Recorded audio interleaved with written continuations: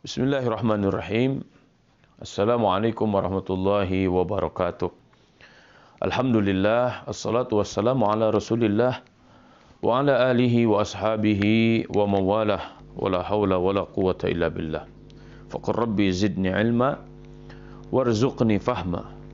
Allahumma aftah lana hikmataka wanshur alaina rahmataka min khazain rahmatika ya arhamar rahimin.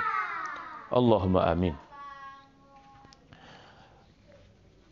Semoga Allah Subhanahu wa taala senantiasa menanamkan Islam dan iman serta ketakwaan sebenar-benarnya takwa pada diri kita. Salawat dan salam semoga senantiasa tercurah kepada Rasulullah sallallahu alaihi wasallam yang semoga dengannya Allah Subhanahu wa taala jadikan kita pengikut setia Nabi Muhammad sallallahu alaihi wasallam. Allahumma amin. Saudara-saudaraku yang dirahmati Allah Subhanahu wa taala, pada kesempatan kali ini saya ingin lebih memperdalam membahas kematangan sosial, kecerdasan sosial, kedewasaan sosial. Saya ingin membahasnya dengan pola sinergi. Nah, karena sinergi itu adalah sebuah kekuatan. Sinergi is power. Dalam ibadah kita kenal dengan munfarid dan jamaah. Ibadah sendiri dan ibadah berjamaah. Ibadah sendiri yaitulah kematangan atau kecerdasan serta kedewasaan pribadi. Berjamaah, itulah yang saya maksudkan dengan kematangan, kecerdasan, dan kedewasaan sosial. Nah, saya ingat dengan perkataan para ulama, al-mu'min qawiyyun bi akhih. Orang beriman itu akan semakin kuat ketika bertemu dengan orang beriman yang lain. Karena energi-energi positifnya semakin berkumpul, semakin kuat dan semakin dahsyat. Walaupun sebenarnya pun demikian sebaliknya. Ketika kemungkaran, ya, kemaksiatan berkumpul menjadi satu, maka ini akan menjadi kekuatan yang luar biasa untuk menghancurkan, ya. Maka dua kekuatan ini akan terus beradu. Antara hak dan yang batil ini akan terus menjadi bola salju. Siapa yang lebih kuat darinya? Ketika kebenaran tidak memiliki sistem, tidak terukur dan tidak terstruktur, ya. Ketika sebuah entitas berkumpul tapi tidak jelas imamnya siapa, makmumnya siapa, ya. Semua bergerak sholat masing-masing terus, ya. Padahal ada dalam masjid yang sama. Nah, ini tetap akan dihitungnya oleh Allah Subhanahu wa taala sebagai salat munfarid walaupun dia berada dalam satu masjid. Ya. Dalam kehidupan seperti itu, orang Islam sendiri-sendiri aja sesuai dengan keinginannya masing-masing, tidak ada pemimpinnya, tidak ada imamnya, ya. Nggak jelas siapa imamnya, siapa makmumnya, maka akan rusak.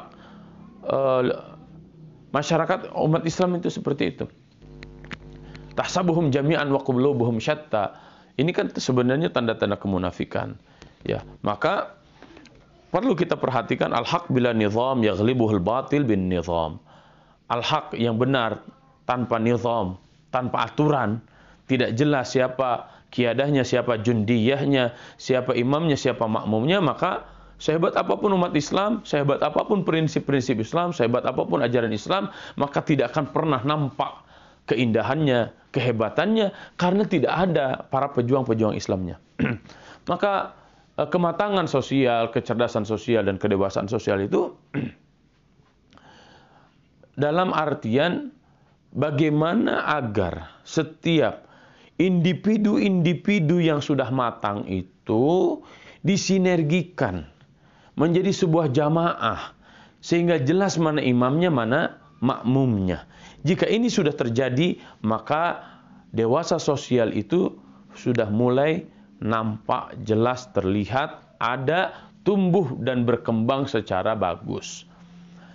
Nah, dalam kehidupan, jika kita gambarkan menjadi tangan, ya, maka di tangan kita akan mendapatkan jempol, telunjuk, jari tengah, jari manis, dan juga kelingking. Saya ingin gambarkan ini secara simpel ya dalam kehidupan. Saya sebutnya jempol itu dengan ashabul fudala. Orang-orang yang memiliki kehebatan khusus yang tidak dimiliki oleh yang lain. Fakar-fakar ya, profesor-profesor, orang-orang ahli, ini ashabul fudala. Yang Allah Subhanahu wa taala berikan kepada orang itu sebuah kelebihan, hikmah dalam kehidupannya, sehingga dirinya cerdas-cerdas, hebat-hebat, tapi secara personal, ingat. Ya. Yang kedua, telunjuk. Telunjuk ini kan fungsinya nunjuk-nunjuk, beda dengan jempol. Jempol itu untuk menunjukkan kehebatan. Jempolan betul orang ini, ya. Sehingga kita mengacungkan jempol menunjukkan bahwa orang yang diacungkan jempolnya adalah orang hebat. Tapi apalah artinya hebat, ya? Kalau hanya untuk dirinya sendiri, tidak bisa bergaul dengan yang lain, tidak memberikan manfaat kepada masyarakat yang lain. Nah, yang kedua ini telunjuk ya. Telunjuk ini ashabul umara. Orang-orang yang memiliki kedudukan, kekuasaan. Leadership-nya memang sangat tinggi ya, orang-orang seperti ini. Sehingga inginnya terus memimpin. Ya. Skill memimpin, leadership ini tidak semua orang punya. Ya. Maka ada ashabul umara yang memang kehidupannya itu selalu ingin memimpin orang, ya, selalu ingin mengatur orang, gitu ya. Contoh ketika ada kerja bakti, yang pertama kali dia lakukan bukan langsung ngambil cangkul segala macam, bukan, tapi dia atur orang. Kamu begini, kamu begini, kamu begini, ini bagusnya begini, begini, begini.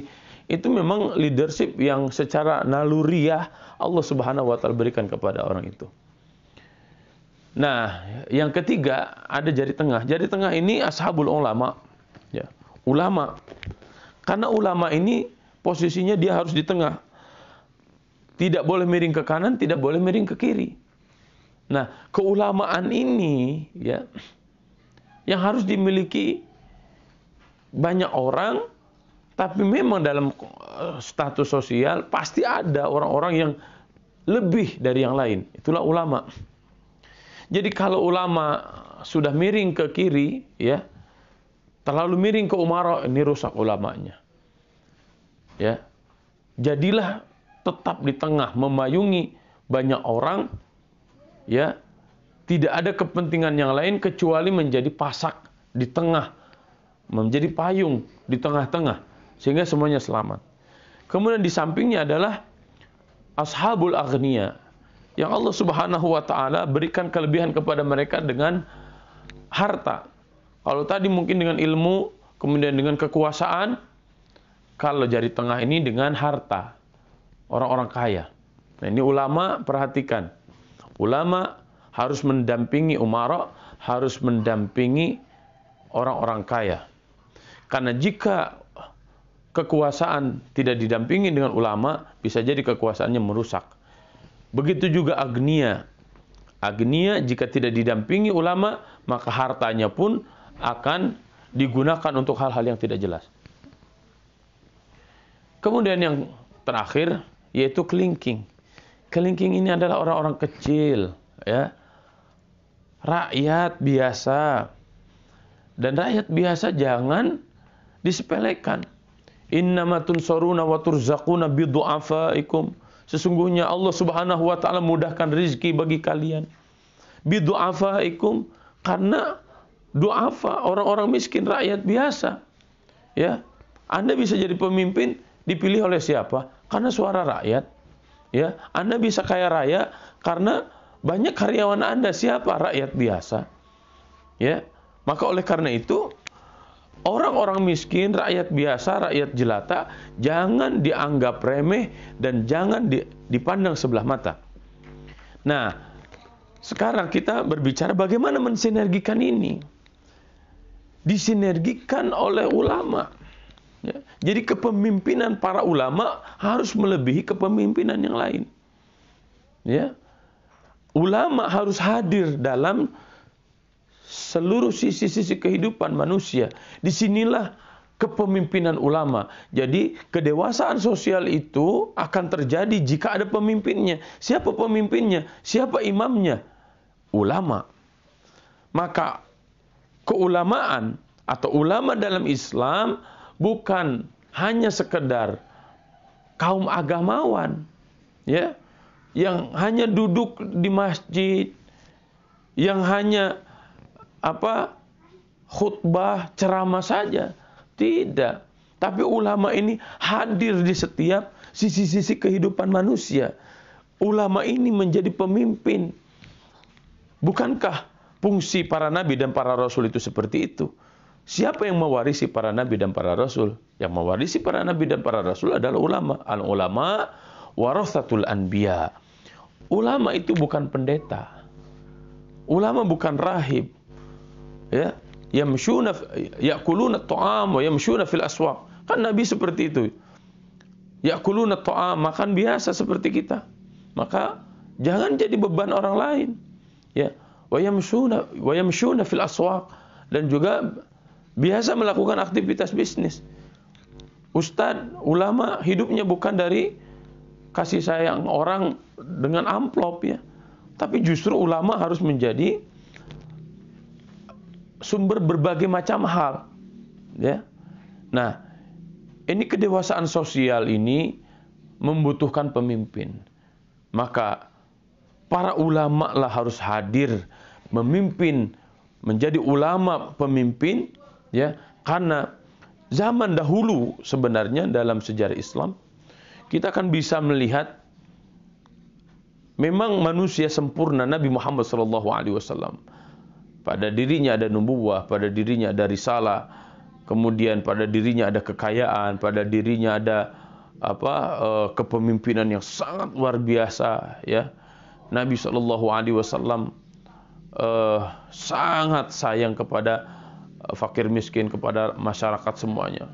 Contoh terbaik lah. Begitu juga Khulafaur Rasyidun. Mereka adalah orang-orang pilihan, maka disebut dengan Ar-Rasyidun, ya.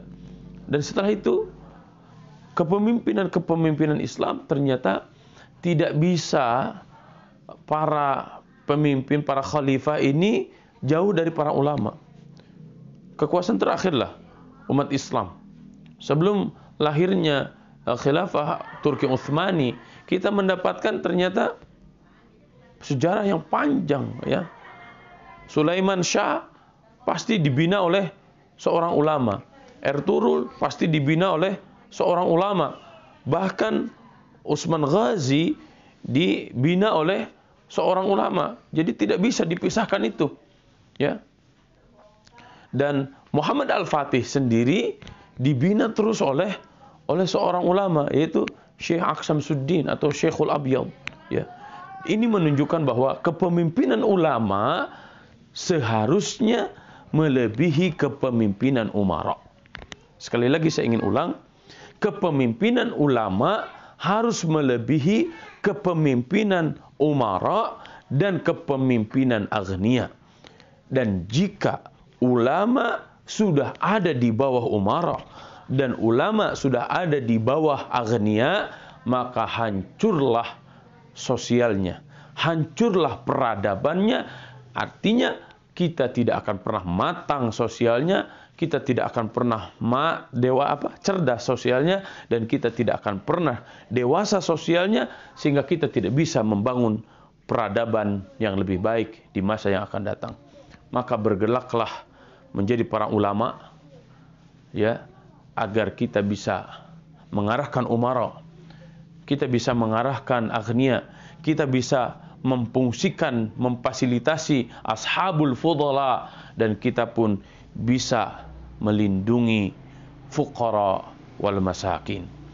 Semoga ini menjadi bahan diskusi-diskusi lanjutan bagi kita semuanya yang akan memberikan manfaat pada diri kita, pada keluarga kita, pada lingkungan kita, pada bangsa dan negara kita, sehingga negara kesatuan Republik Indonesia semakin harum dan Islam semakin berjaya di seluruh dunia. Allahumma amin wa sallallahu ala sayyidina Muhammadin wa ala alihi wa ashabihi ajma'in. Wallahu a'lam bis-shawab, wallahu al-muwaffiq ila aqwamit thariq. Wallahu ya'khudhu bi aydina ila ma fihi khairun lil Islam wal muslimin.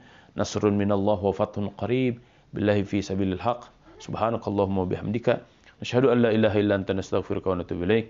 Wassalamualaikum warahmatullahi wabarakatuh.